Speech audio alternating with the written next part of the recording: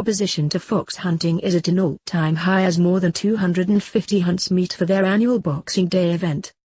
A survey of 2003 people by Ipsos MORI for the League Against Cruel Sports found that 85% did not think fox hunting should be made legal again, while opposition to legalizing deer hunting stood at 87%, and hare hunting and coursing at 90%. Opposition to legalizing fox hunting had risen from 73% in 2008 to 85% this year, the animal welfare organization said.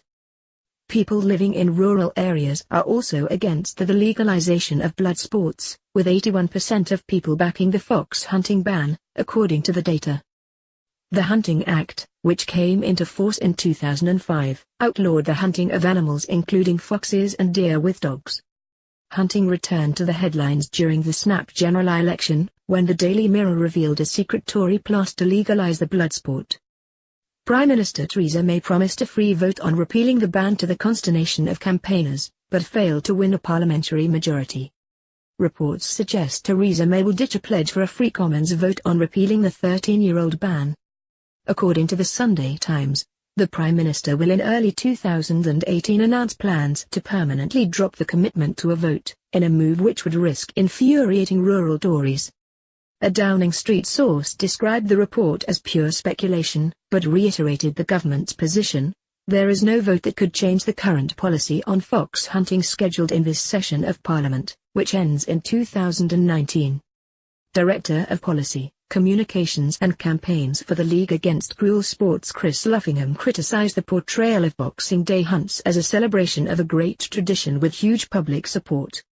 And he said, with 85% of the public saying they do not want fox hunting made legal again, there has never been a better time to strengthen the Hunting Act and bring an end to the illegal persecution of wildlife still going on under the guise of trail hunting.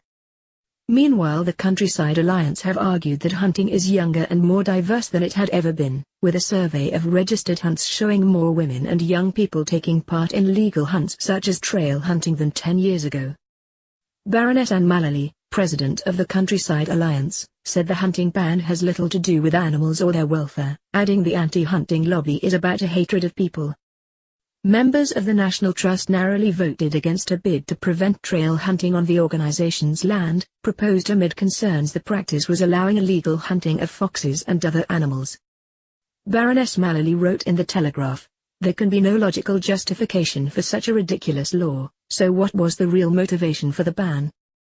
If that was not already obvious, the admission of one MP, as soon as the law was passed, that it was class war, and the subsequent continuing campaigns against hunts that are no longer hunting foxes, can leave only one conclusion.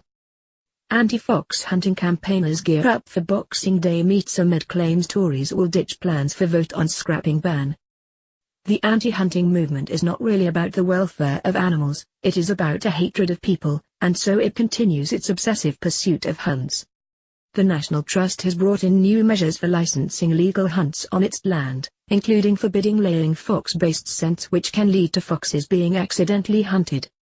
The Countryside Alliance said a survey of hunts found 70% of hunts had more women hunting and 54% has more young people than they did 10 years ago. More than 94% of hunts had members in every age category, while 3/4 of hunts, 74%, had at least one female master of foxhounds, the organization said. Countryside Alliance's head of hunting Polly Portwin said, "Hunting has always been the most accessible of activities and these figures show exactly how diverse it is. There is certainly more equality in the hunting field than in most walks of life. Many hunts now have more female subscribers than men and it is wonderful to see new generations taking up hunting. The future of hunting is secure when so many young people are joining the hunting field."